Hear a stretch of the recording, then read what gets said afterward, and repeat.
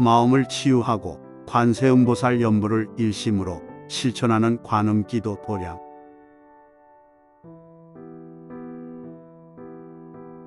빛나는 수행의 길, 밝은 지혜로 참된 나를 찾는 광명사. 해탈성불에 이르는 수행의 문을 활짝 열었습니다.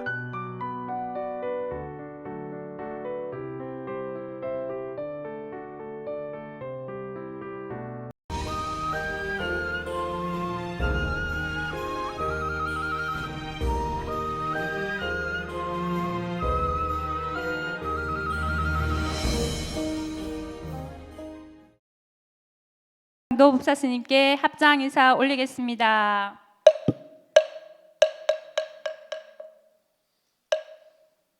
다들 안녕하십니까? 네. 환영의 큰 박수 부탁드리겠습니다.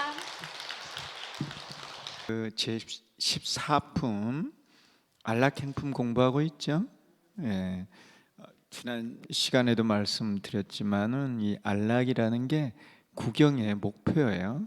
우리가 불교를 공부하는 것은 편안하고 즐겁게 되기 위해서 불교를 공부하는 것이죠. 수행도 하고. 깨달음은 그 가는 과정이에요. 과정. 깨달음을 통해서 바르게 알아서 그 법을 실천을 해서 결국에는 안락에 도달하는 거예요. 그래서 이 부처님은 항상 안락에 계십니다. 또는 뭐 극락이라고도 이렇게 표현을 하죠. 그래서 이제 안락행품은 안으로 표현을 했고, 이제 극락, 우리 그 전에 이제 오도기략에서 연화극락 이렇게 극락으로 표현을 했죠. 이제 즐거움 가운데 가장 최상의 즐거움이 극락이에요. 그래서 이 극락은 진짜 모든 생사를 벗어났을 때를 극락이라 그래야 돼요. 한 생이라도 남아 있으면은 사실 극락이 아니야. 그건 지극한 즐거움이 아니에요. 모든 생사를 벗어났을 때를 극락이라 그래요. 그리고 이제 서쪽이죠. 서쪽으로 10만억 불토를 지나면은 극락국이라고 하는 나라가 있어요. 부처님의 나라. 그 극락국에 계시는 부처님이 누구세요? 예, 아미타 부처님이시죠. 그래서 아미타라는 뜻도 무량수, 무한 생명, 모든 이제 생사로부터 벗어났다는 그런 의미가 되는 거예요. 이제 우리가 그런 이제 극락으로 가려고 하는 겁니다. 그래서 극락으로 가는 행을 안락행이라고 말을 하는 거예요. 그래서 그런 좋은 세상으로 가기 위해서는, 다시 말씀드려서 부처가 되기 위해서는 어떻게 해야 되느냐?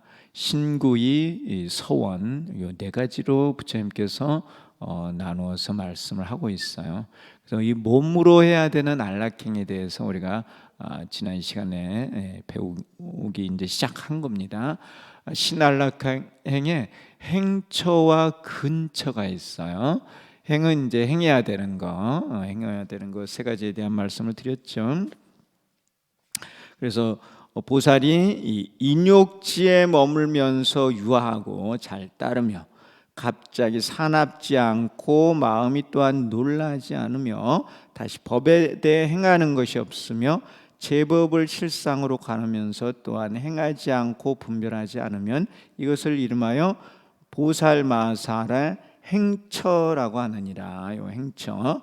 그래서 인욕지에 머무는 것은 인욕의 옷을 입는 것이고, 사납지 않은 것은 자비의 방에 들어가는 것이고, 제법을 실상으로 가는 것은 실상의 자리에 앉는 것이다. 제가 174쪽이죠. 그래서 인욕의 옷을 입고 자비의 방에 들어가 실상을 관하는 것, 이것을 해야 한다는 거죠. 이 세 가지를 했을 때, 자, 인욕의 옷을 입게 되면은 무한 생명을 성취하는 것이고, 자비의 방에 들어가면은 무해 해탈을 성취하는 것이고, 그리고 실상을 관하면은 무상불의를 이루는 거예요. 이와 같이 세 가지라면은 무상불의, 무해탈, 무한 생명의 그 안락, 극락의 자리에 도달한다는 것이죠. 그래서 이렇게 행해야 되는 것을 세 가지로 나누어서 볼 수 있습니다. 이거 꼭 해야 돼요. 이걸 하지 않으면은 부처가 될 수 없다는 거예요. 그 이제 우리 이 대한불교 천태종의 종지가 뭐냐면은 내 스스로 삼덕을 성취해서 부처가 되면서요, 모든 중생을 다 교화를 해서 이 삼덕을 성취해서 부처로 만드는 게 대한불교 천태종의 종지입니다. 우리 여기 지금 우리 천태종의 종지가 그거예요. 그 대유사님께서 정해 놓으신 거예요. 내 스스로 부처가 되어야 될 뿐만 아니라 모든 중생을 가르쳐서 다 부처가 되고, 그러한 곳을 불국토라 하는 거예요. 불국토. 그래서 이 지상의 불국토를 건설해야 하는 게 우리 천태종도들의 임무지요. 세 가지를 해야 되는 거예요. 자, 행처고, 그다음 이제 오늘부터 공부할 것이 근처예요. 근처. 근처에 대해 이제 세 가지로 나누어서 말씀을 하셨는데, 원처라는 거는 멀리 하는 거예요. 멀리 해야 되는 게 원처고, 제일 친근처, 제일 친근처, 요거는 가까이 해야 되는 거예요. 멀리 하는 거는 되도록이면 하지 말라는 거, 하지 마. 이건 계율에 관한 거예요. 멀리 하는 거는 원처는. 그리고 제일 친근처는 선정에 관한 거예요. 그리고 제2 친근처는 뭐가 되겠어요? 계율, 선정, 그 다음에 지혜겠죠. 지혜에 관한 거예요. 그래서 이 이제 안락행품을 읽어보면은 대부분 다 멀리 해야 될 거야. 다 멀리 해야 될 것이고, 가까이 해야 되는 건 뭐냐면은 조용한 곳에 앉아서 실상을 관하는 거. 그러니까 다르게 표현하면은 광명사에 와서 조용히 앉아서 기도하는 거. 그게 근처예요. 그것을 가깝게 하라는 거예요. 그래서 우리 광명사가 어디 있어요? 집 근처. 집 근처에 있죠. 집 근처에 있어요. 괜히 집 근처에 있는 게 아니에요. 예전에 절은 다 어디 있었어요? 산에 멀리 있었잖아요. 이제 쌀 공양 올리려면 쌀 들고 산 꼭대기 올라갔어야 돼요. 힘들었어요. 근데 지금 우리 종단 사찰은 말사는 다 이렇게 도심에 있는 거예요. 왜? 가까이 해야 되니까. 이 근처에 이 말씀에 딱 맞는 말씀이에요. 자, 원처는 이제 멀리 해야 될 건데요. 대략 10가지로 나누어 놓았습니다. 이게 이제 원문을 읽어보면 자세하게 돼 있어요. 처음 뭐라고 돼 있느냐면은 국왕왕자 이런 거 좀 멀리 해야 된대요. 그리고 뭐 이제 대신 장관들, 저도 그런 분들 좀 멀리 해요. 진짜예요. 근데 이제 필요할 때는 또 찾아가서 도움을 청해야 되겠죠. 필요할 때는. 그래서 이 원처예요. 멀리 하라는 것이지 만나지 마라 이런 거는 아니에요. 자, 그분들을 이제 수행할 때는 멀리 하고, 내가 도를 이루면, 내가 이제 깨달음이 있고 능력을 갖추면 그들을 찾아가서 교화를 해야 돼요. 이 안락행품에도 읽어보면 그 내용이 나와요. 처음에는 그들을 멀리 해야 되지만은 내가 덕을 갖추고 난 다음에는 그들을 가서 포교를 해야 된다는 거예요. 근데 내가 지난번에도 말씀을 드렸듯이 이 안락행품은 천행보살, 이제 수행과 공덕이 얕은 보살들을 위해서 설했기 때문에 처음에는 그들을 멀리 해야 돼요. 그렇지만은 나중에는 그들을 가까이에서 교화를 해야 한다는 겁니다. 원처, 그리고 제일 친근처, 제일 친근처. 원처 대략 10가지로 말씀하셨는데, 호세가 이제 국왕왕자 대신 이런 분들이에요. 그분들은 가까이 하지 말고 조금 멀리 해라 하는 뜻이고요.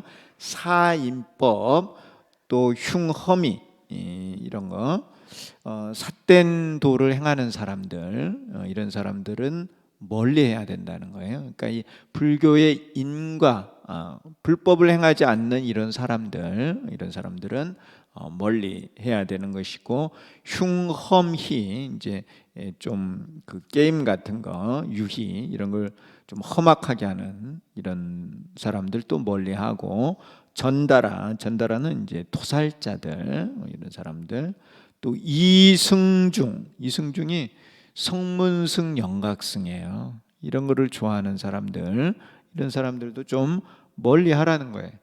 나중에 되면 이들도 이제 교화를 해야 되겠지만은 이제 처음 수행할 때는 좀 멀리 해라. 욕상은 이제 그 여인을 위해 설법을 할 때 이제 음욕의 마음을 일으켜서는 안 된다는 거예요. 그런 마음을 멀리 해라. 욕상. 또 불람, 그 오종 불람지인이 있어요. 이런 사람들은 또 멀리하고, 또 위해를 일으키는 사람, 또 기혐, 혐오를 일으키는 사람들, 또 축양, 동물 키우고 하는 이런 사람들을 멀리 해야 한다는 거예요. 근데 이렇게 보면은 대부분 다 좀 멀리 해야 될 내용들이에요. 처음 수행을 할 때는 그렇다는 거예요. 이것은 이제 계율에 대해 말씀하신 것이다. 이러한 것은 이제 하지 마라 하는 겁니다.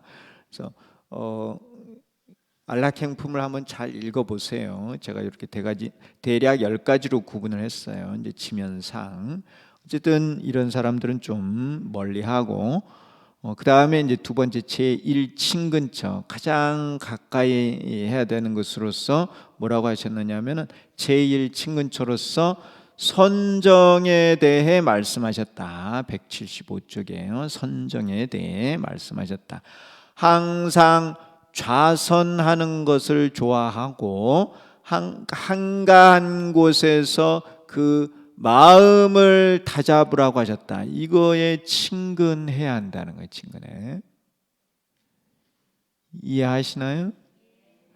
보통 우리는 이제 사람들하고 모여서 밥 먹으면서 또 뭐 요리해 먹으면서 떠들고 놀기를 좋아하죠. 파티하는 거. 근데 그런 것은 좀 멀리하고 뭘 가까이 해야 되느냐? 항상 좌선하는 것을 좋아하고 한가한 곳에서 그 마음을 다잡아라.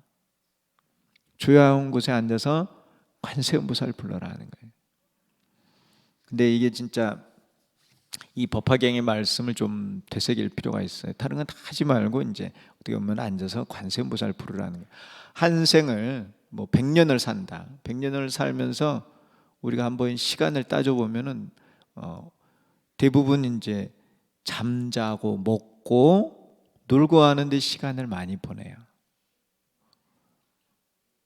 근데 우리가 시간을 제일 많이 어디에 쏟아부어야 하느냐 하면은 조용한 곳에 앉아서 관세음보살 부르는데 시간을 제일 많이 투자해야 돼요. 그게 가장 가치 있는 삶이에요. 가치 있는 삶. 서가모니 부처님께서 왕자였어요. 왕자. 그리고 외아들이야. 외아들. 그러니까 아버지를 이어서 나중에 왕이 될 게 확실하죠? 그런데 그런 왕위를 버렸어.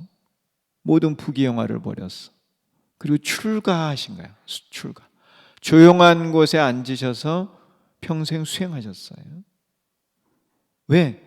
그게 가장 가치 있는 삶이기 때문에.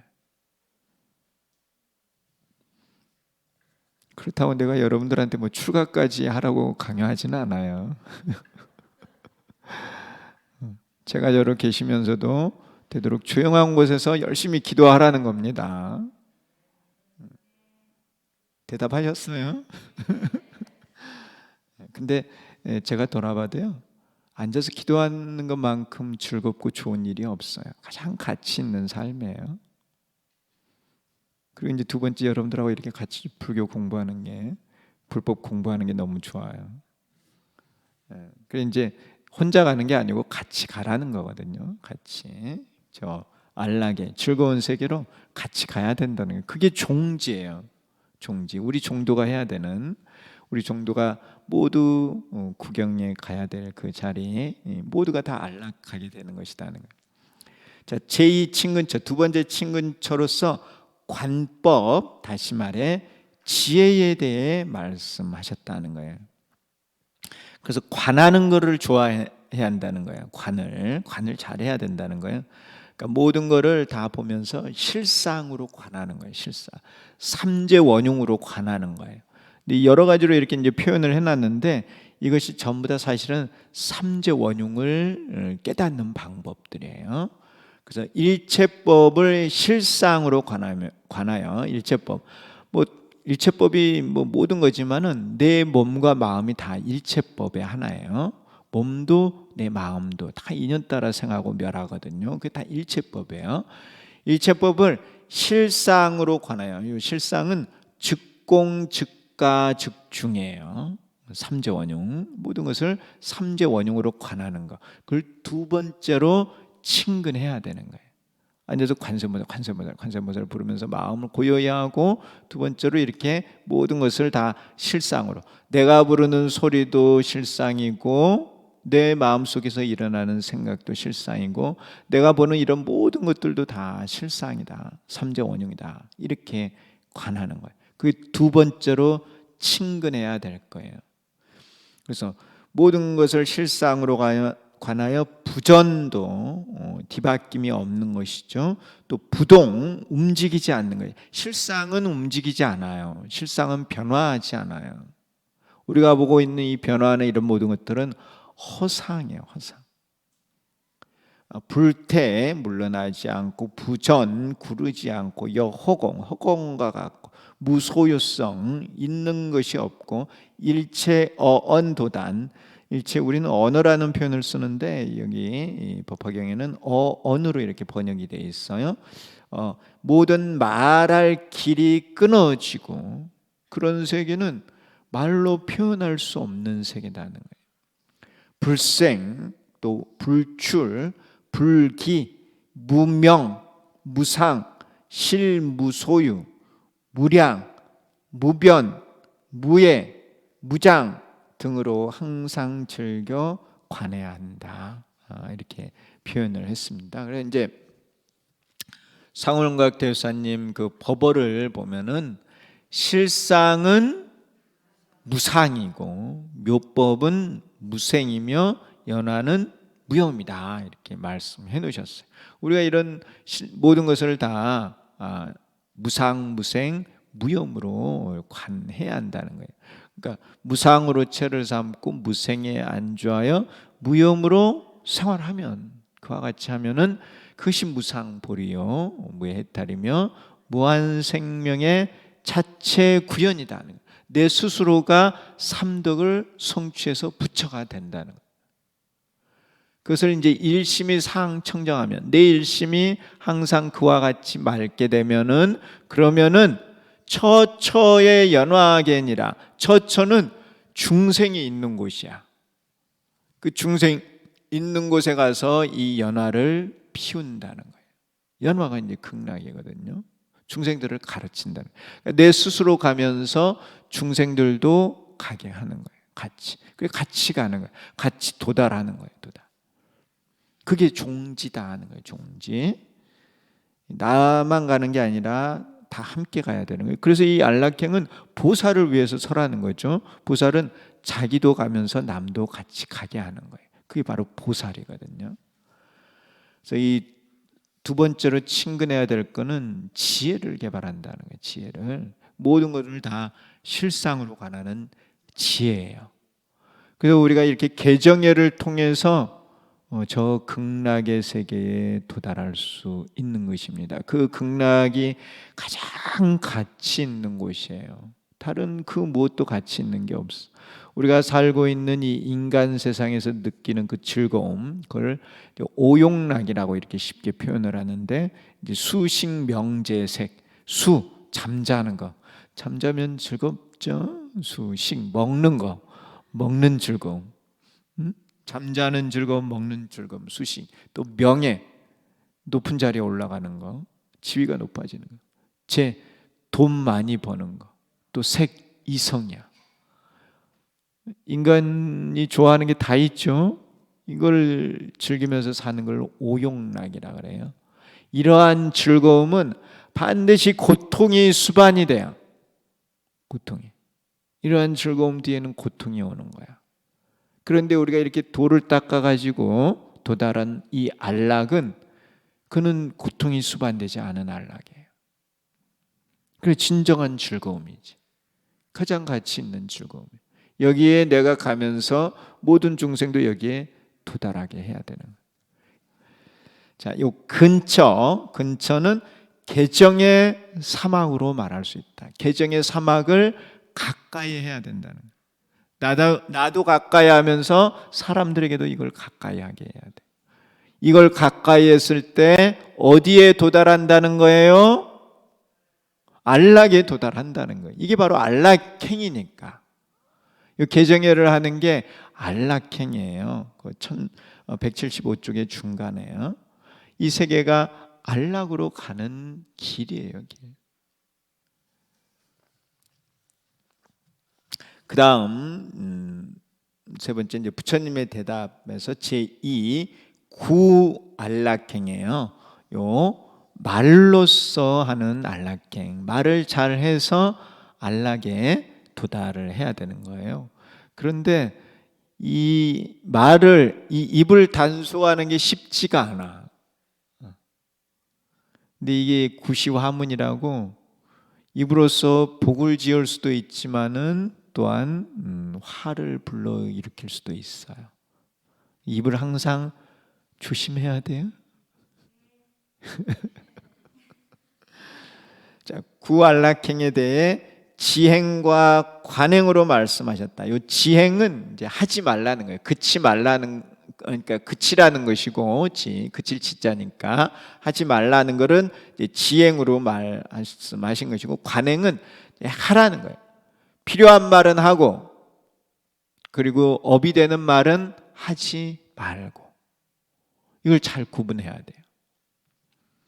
우리 이렇게 사람들 보면은 욕을 밥 먹듯이 하시는 분들이 있어. 그건 진짜 안 좋은 버릇이에요. 정말이에요, 정말. 절대 그런 말은 하면 안 돼. 우리 불자들은 특히 그런 말은 하면 안 돼요. 그건 업이야. 내가 욕을 많이 하게 되면은 내가 욕을 많이 듣게 돼 있어요. 남에게 쏜 화살은 반드시 돌아서 나에게 오는 거예요. 명심해야 돼, 명심. 지행에는 하지 말아야 할 것에는 네 가지 그쳐야 하는 것을 말씀하셨다는 거예요. 그래서 첫 번째가 뭐냐면 불설과예요. 이건 내가 이제 요약해서 표현한 거예요. 허물을 말하지 마라, 이런 뜻입니다. 그래서 사람과 경전에 과실을 말하지 마라. 근데 우리는 사람들은 보통 남의 허물을 말하기 좋아해. 성향 자체가 그래요. 남의 허물을 말하기 좋아하고, 또 사람들은 남의 허물을 들으면은 잘 믿어. 이상하게. 남의 좋은 말을 하면은 잘 안 믿으려고 하는데, 남의 허물을 말하면은 잘 믿어. 사람들의 경향이야.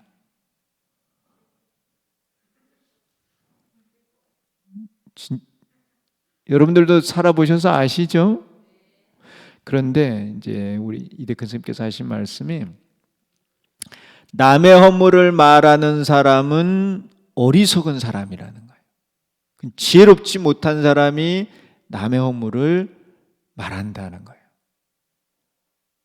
왜 그럴까요? 왜 그래요?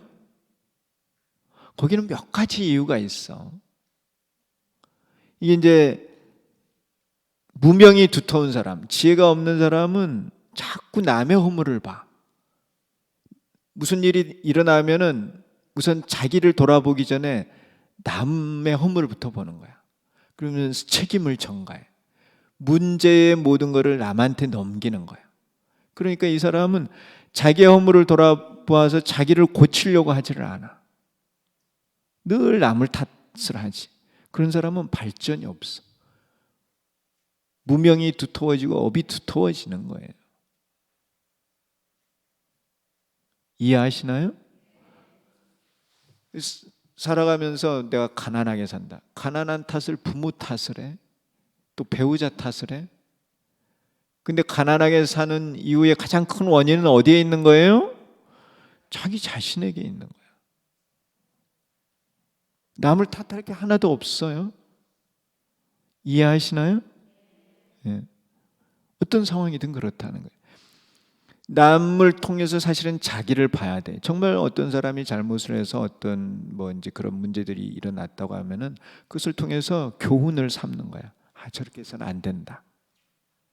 자기 스스로 교훈을 삼고 자기를 돌아보고 나는 부족하지 않은가, 그러면서 자기 자신을 고쳐갈 때 그 사람은 발전이 있어요. 그 사람은 훌륭한 지도자가 될 수 있어요.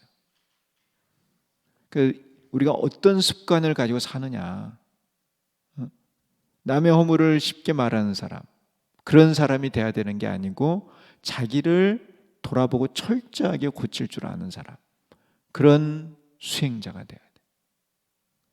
그리고 이제 또 조심해야 될 거는, 내 앞에서 남의 허물을 말하는 사람은 다른 데 가서 또한 내 허물을 들추어내서 말하기 쉬워요. 이해하시나요? 그건 사람의 습성이니까. 남의 허물 좋아하는 사람들은 어느 누구든 다 다니면서 허물을 다 봤다가 그거 모아놨다가 이제 막 얘기하는 거야. 그런 얘기하는 걸 또 좋아해. 그러니까 그런 사람은 항상 조심해야 되는 거야. 가까이 하면 안 돼. 이해하시죠?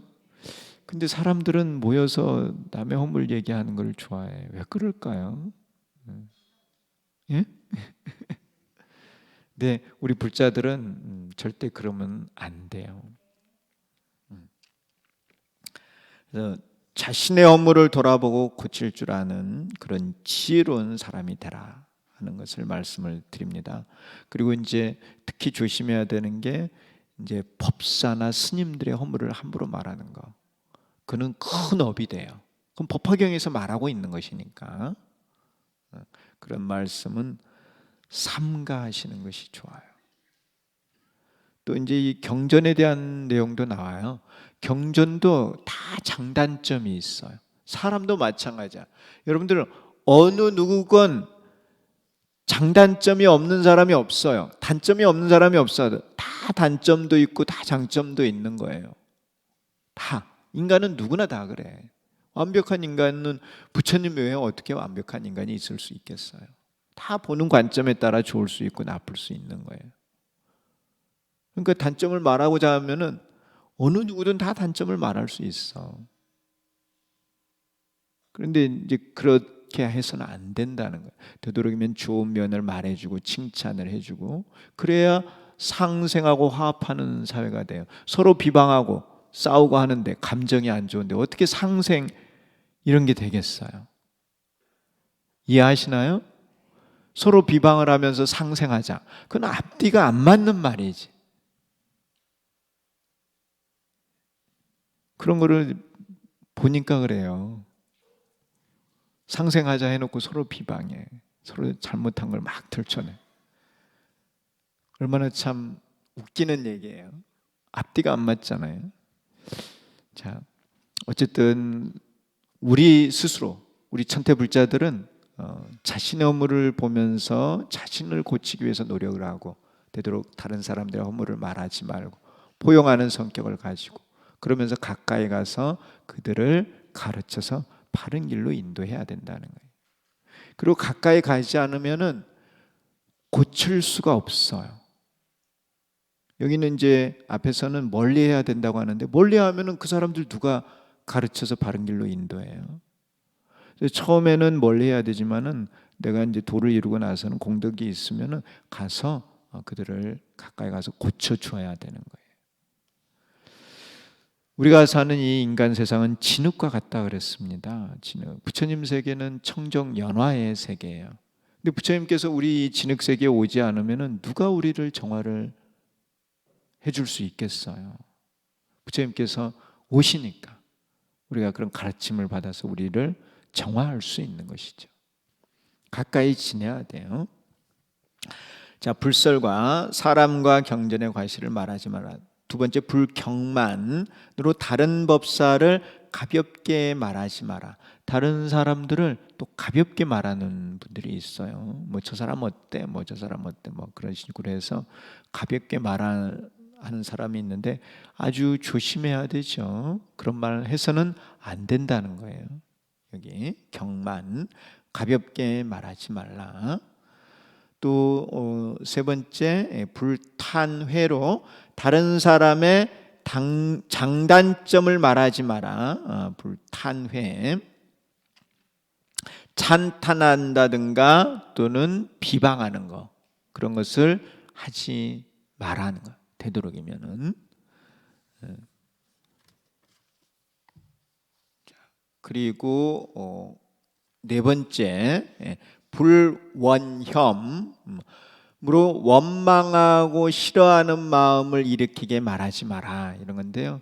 이제 둘이서 얘기를 하면서 그 C에 대해서, 제 3자에 대해서 원망하고 싫어하는 마음을 내게 말을 하는 거야.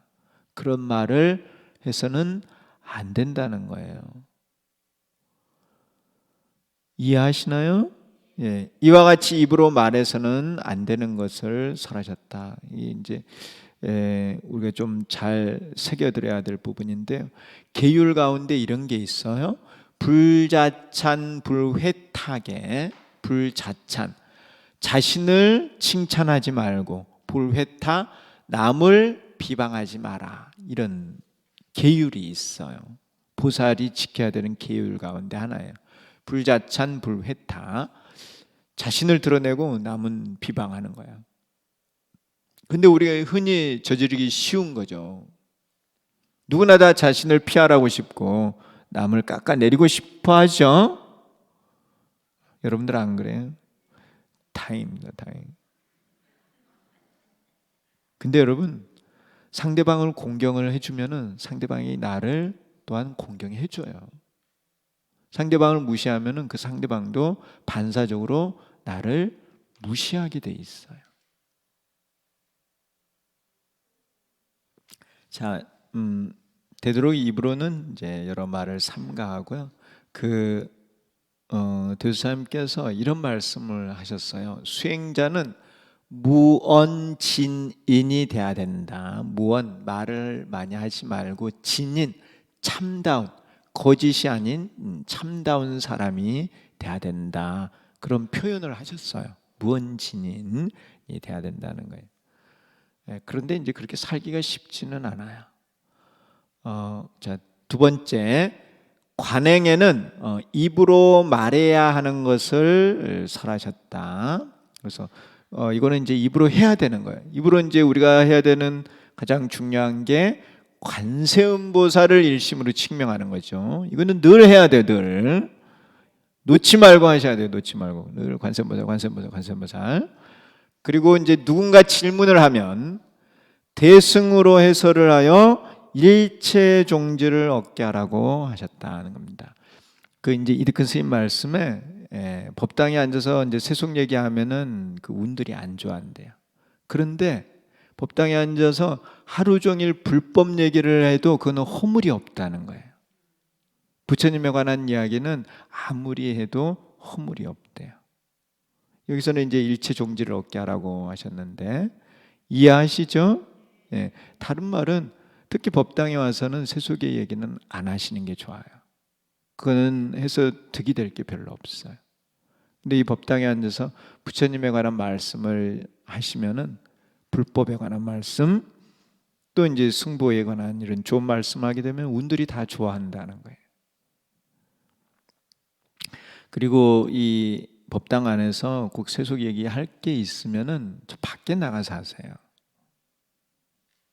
그게 여러분들한테 좋아요.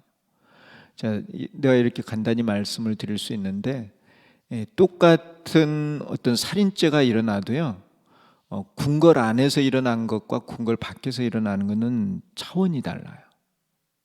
이해하시나요? 이 부처님 이 불법 세계 안에서의 어떤 문제가 일어나는 것과 밖에서 일어나는 게 차원이 다르다는 거예요. 법당에 와서 도둑질을 했다? 그 사람은 큰 업이 돼요. 밖에서 도둑질하는 거하고는 다르다는 거예요. 그걸 꼭 알고 사셔야 되는 거예요. 그러니까 이제 할 말이 있어도 이제 세속의 이야기는 되도록이면 법당 밖에 가서 하시는 게 좋습니다. 예. 여기서는 항상 삼보님에 대한 말씀만 하세요. 자, 입으로 말해야 되는 것에 대해서 말씀을 드렸고, 그 다음 네 번째 부처님의 대답으로서 제3 의안락행이에요. 마음이죠, 마음. 마음으로 안락행을 하는 것입니다. 그래서 의안락행에 대해 지악과 관행으로 말씀하셨다. 지악에는 네 가지 나쁜 마음을 그쳐야 함을 말씀하셨다. 이러한 마음은 이제 나쁜 거예요. 그래서 그 질첨, 경매, 내란, 쟁경 이런 건데, 그래서 불질첨, 질투하고 아첨하는 마음을 내지 마라. 첫 번째가 질투예요. 여러분들은 질투가 있으세요? 질투 없는 사람은 없죠. 그런데 그런 마음이 일어나도 참고 쓰지 않는 거야. 그렇게 하라는 거예요. 그렇게. 특히 이제 처음 이렇게 발심을 해서 수행을 하는 사람들이 이렇게 질투심이 있어요. 근데 많이 닦은 사람들은 질투심이 없어. 많이 닦은 사람. 정말 이제 진리를 알고 진리를 깨달아서 진리에 가까운 사람들은 모든 중생을 내 몸처럼 생각하게 돼 있어요.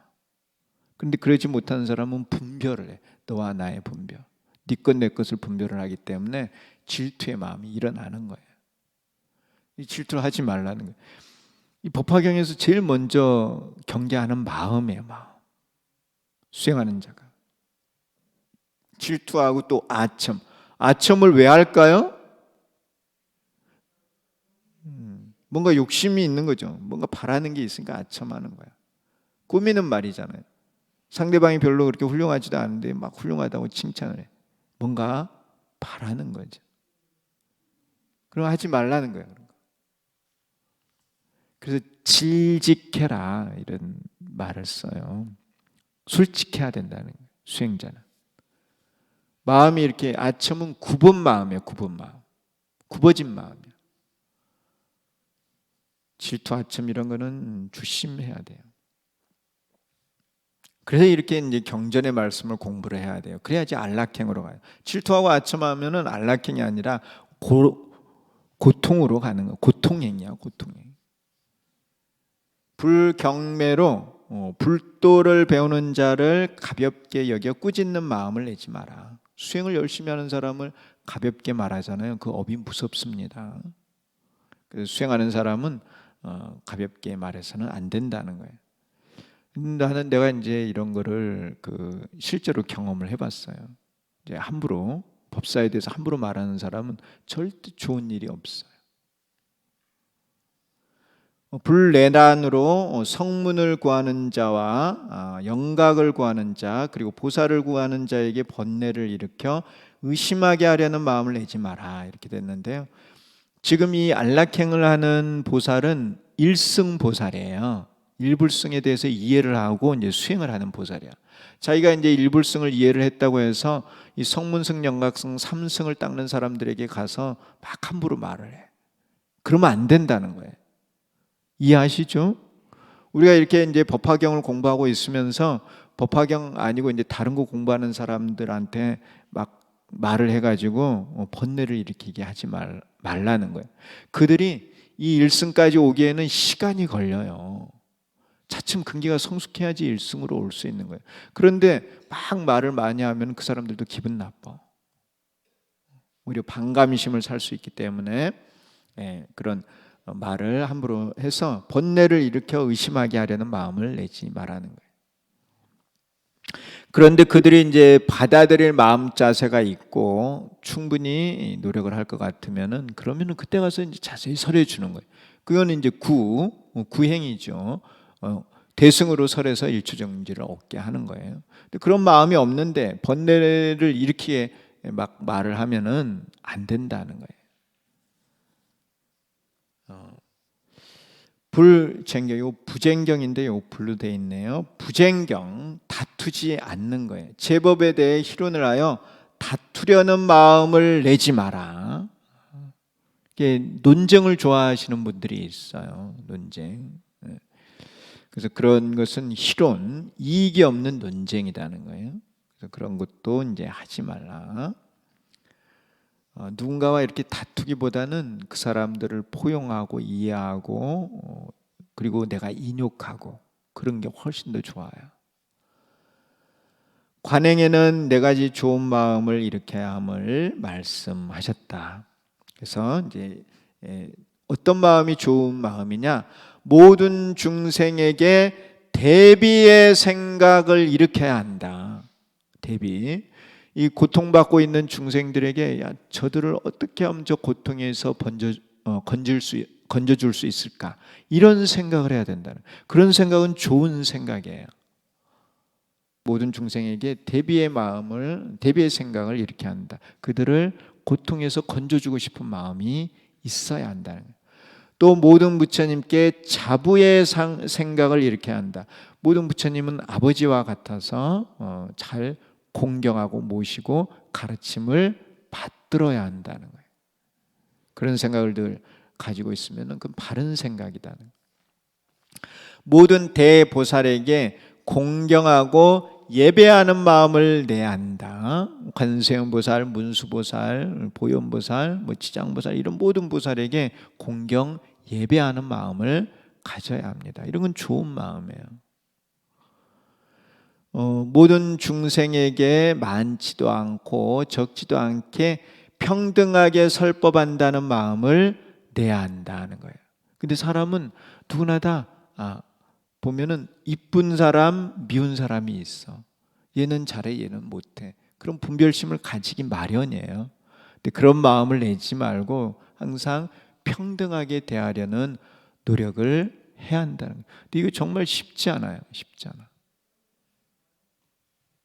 여러분들도 자식이 다들 있으시잖아요. 자식이 여러 명 있으면은 이쁜 자식과 그렇지 않은 자식이 있나요, 없나요? 저는 자식이 없어서 잘 모르는데 있을 것 같아. 그렇지 않을까요? 예. 부모님 말씀을 잘 듣고 알아서 잘하는 그런 자식은 좀 이쁘겠죠. 뭔가 더 주고 싶지 않겠어요. 말 안 듣고 돈 막 쓰고 그런 자식은 좀 그렇잖아요. 내 자식이긴 하지만은. 그래도 이제 평등하게 대하는 그런 마음을 가져야 한다는 거예요. 그러니까 이렇게 하려면은 지혜가 있어야 돼요. 모든 사람들을 분별 없이 대하려면은 지혜가 있어야 되지. 여러분들도 이제 살아가면서 느끼셨는지 모르겠지만은 어떤 사람이 별로 마음에 안 들어. 근데 소홀하게 대했어.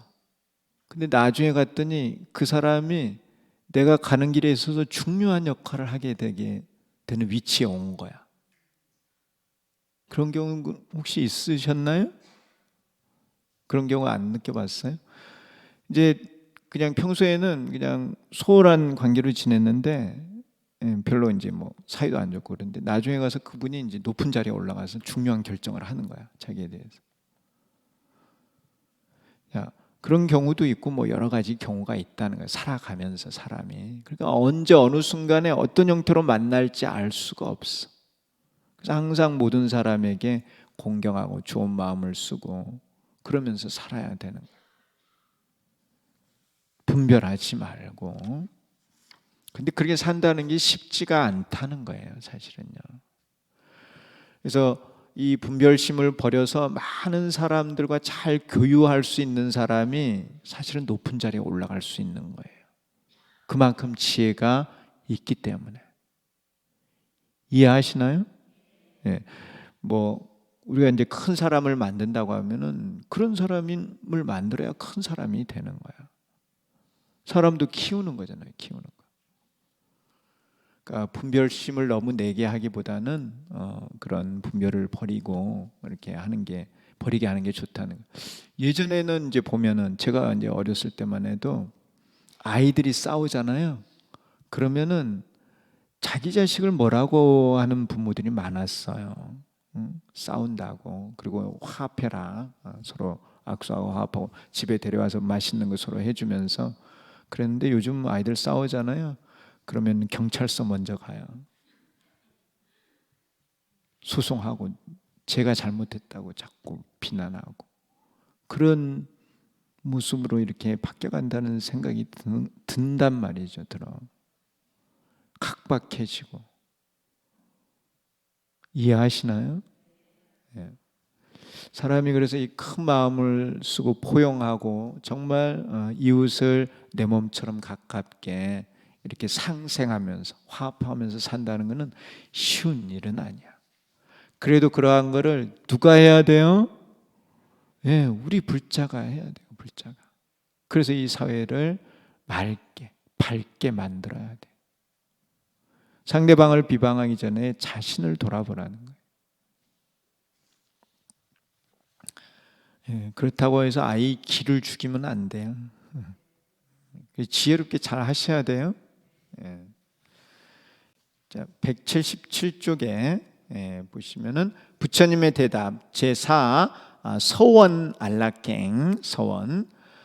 꼭 서원이 있어야 돼요. 이 보살에 대해서 가르치시는 거거든요. 안락행을 하는 것은 보살이에요. 일승보살. 이 일승보살에게 부처님께서 신구의 다음으로 뭘 강조를 하셨느냐 하면은 서원을 강조한 거예요.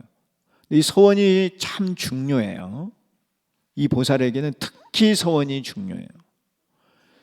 자, 왜 그러는가? 제가 이제 말씀을 드리고 싶은 내용이 있는데요. 뭐냐면은 보살 가운데는 이제 진리를 깨달은 보살과 깨닫지 않은 보살이 있어요.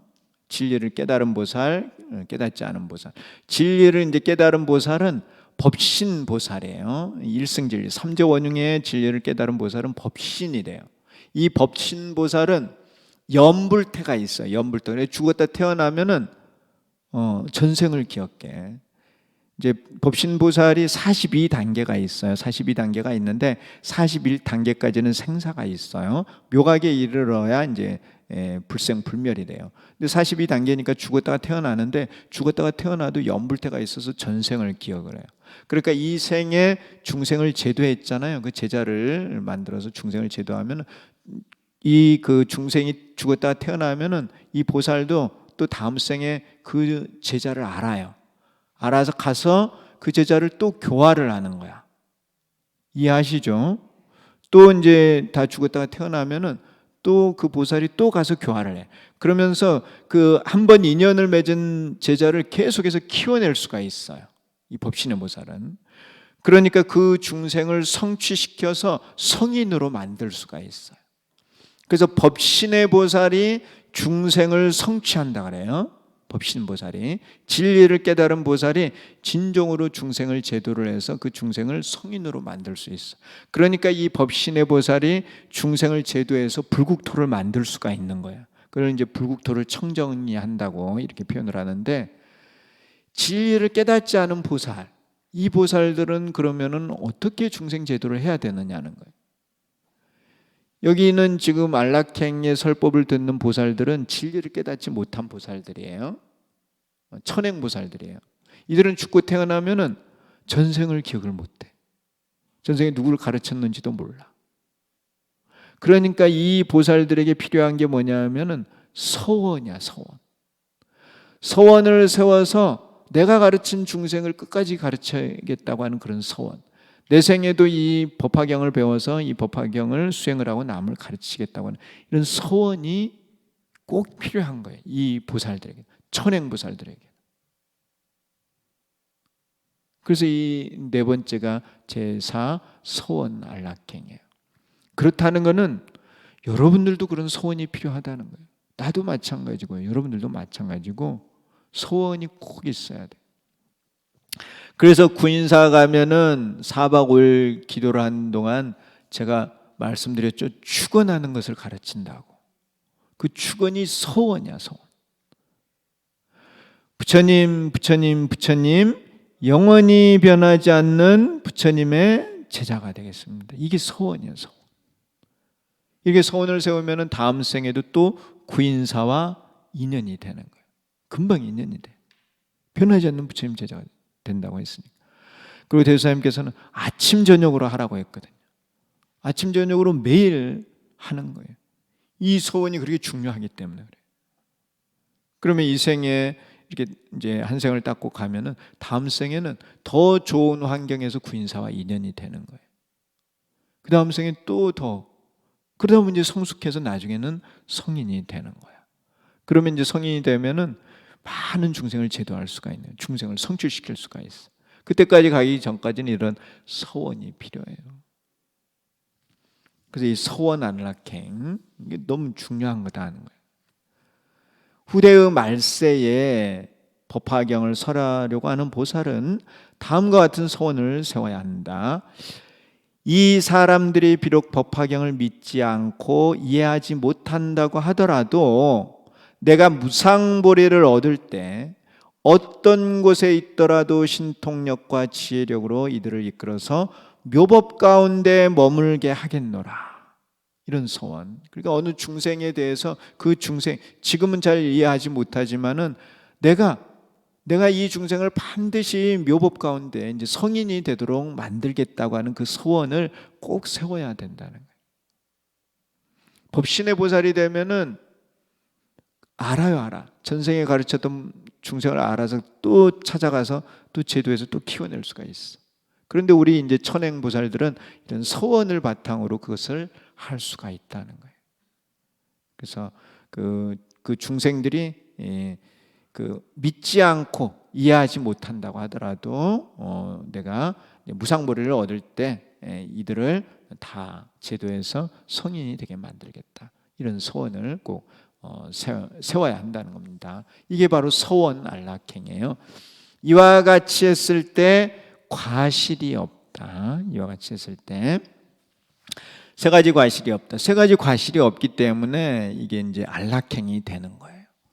무해태실, 요 해태의 그 과실이 없다는 거예요. 해태는 동물 해태가 아니죠. 해태는 뭐가 해태예요? 게으름이 해태죠. 게으름.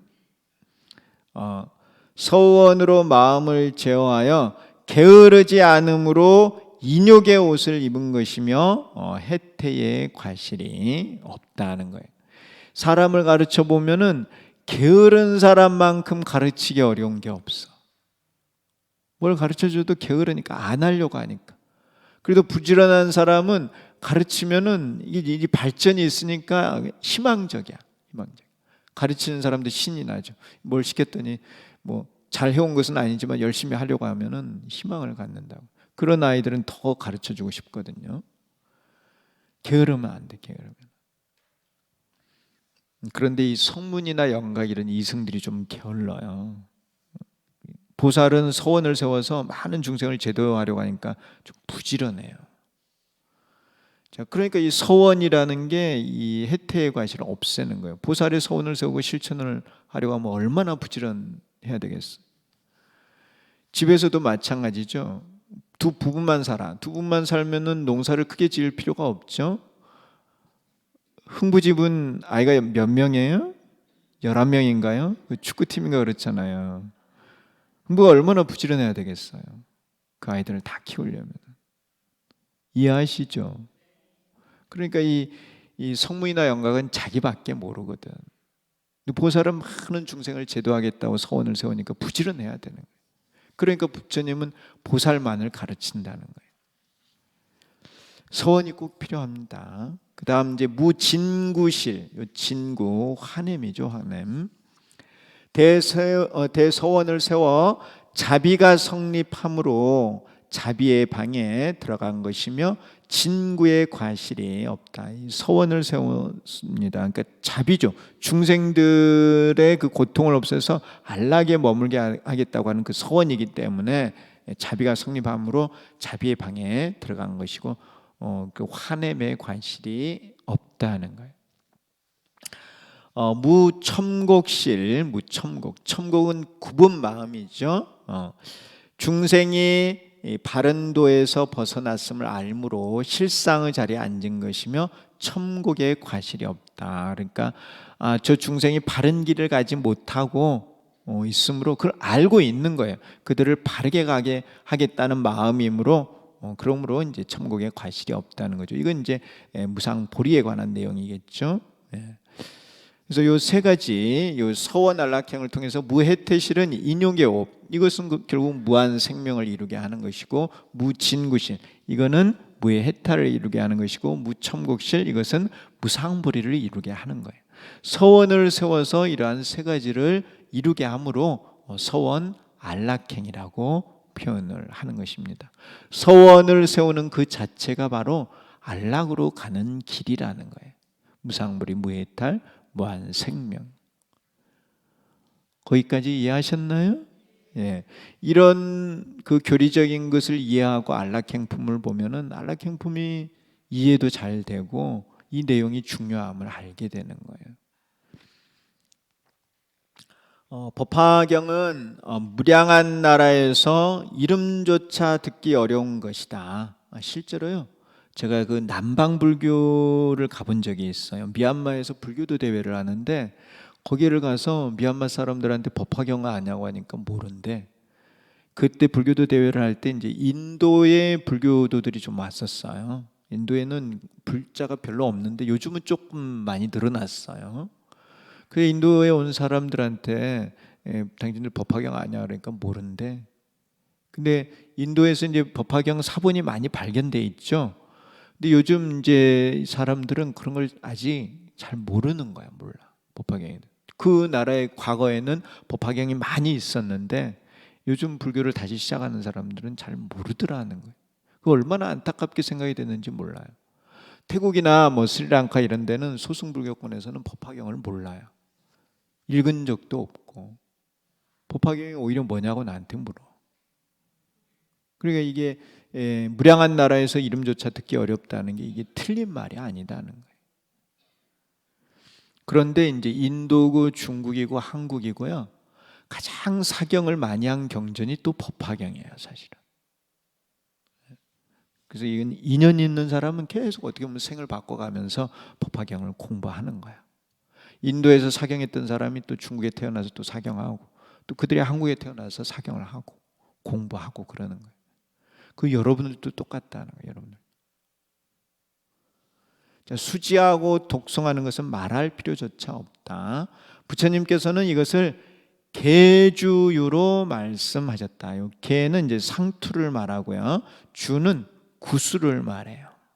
그래서 상투 속에 구수를 감추는 거예요.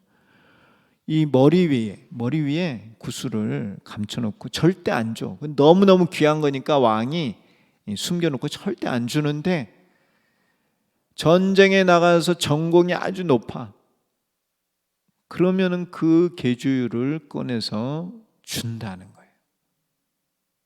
그 계주유, 그 구슬이 비유하는 게 뭐라는 겁니까? 법화경이라요. 법화경. 그 왕이 그렇게 애지중지하는 그 구슬. 부처님께서 애지중지하게 늘 혼념하시고 생각하고 하시는 게 법화경이다. 그 법화경은 최상의 경전이에요. 제가 봐도 그래요. 저도 여러 경전을 읽고 있거든요. 법화경만큼 대단한 경전이 없어요. 전륜 성왕이 위세로서 여러 나라를 다스리고 있는데 작은 나라 왕들이 그 명을 받들지 않으면 병사를 일으켜 토벌을 한다. 전공이 있는 자를 보면 기뻐하며 공로에 따라 상을 주지만 상투 속에 감추어둔 계주는 주지 않는다. 그건 너무 귀한 거니까. 그렇지만 공로가 아주 크면 그것을 꺼내 준다. 마찬가지로 부처님께서도 중생을 교화하여 마구니를 극복하게 하신다. 제자들이 마구니를 물리친 공로가 있으면 기뻐하며 여러 경전을 설해 주지만 법화경은 설해 주지 않으신다. 그렇지만 마구니를 물리친 공로가 아주 크면 이때 크게 기뻐하며 세간에서 믿기 어려워 이전에 설하지 않았던 법화경을 설해 준다는 거예요. 사실은 우리나라에도 뭐 불교학자들도 많고 뭐 스님들도 많고 불자도 많지만은 법화경과 인연된 사람들이 과연 몇 명이나 되느냐는 거예요. 제가 법화경에 관한 책을 4권을 썼어요. 이게 이제 그 가운데 하나인데요. 사실 저만큼 많이 쓴 사람 아직 본 적이 없어요. 요 근래에. 요 근래에요? 옛날 말고. 그만큼 어떻게 보면 이 법화경이 어렵기도 하고 또 이 쉽게 인연이 되지 않는다는 거예요. 그런데 앞으로는 어쨌든 법화 세상을 열어가야 돼요. 앞으로는. 그것이 대주사님께서 원하시는 바예요. 그래서 대중불교, 생활불교, 애국불교의 그 불교는 이 법화의 불교를 말해요. 이 법화경을 법화행자, 전 세계 사람들을 다 법화행자로 만들고 보살로 만들면 그곳에 세계 평화가 있고 불국토가 건설된다고 하신 거예요. 그래서 제가 이제 여기 우리 광명사에 와서 그 오도기략에 대한 말씀을 드렸지 않습니까? 그 오도기략의 오도의 개성의 첫 마디가 연화극락이거든요. 연화극락다시오니 내 하나가 제일이다.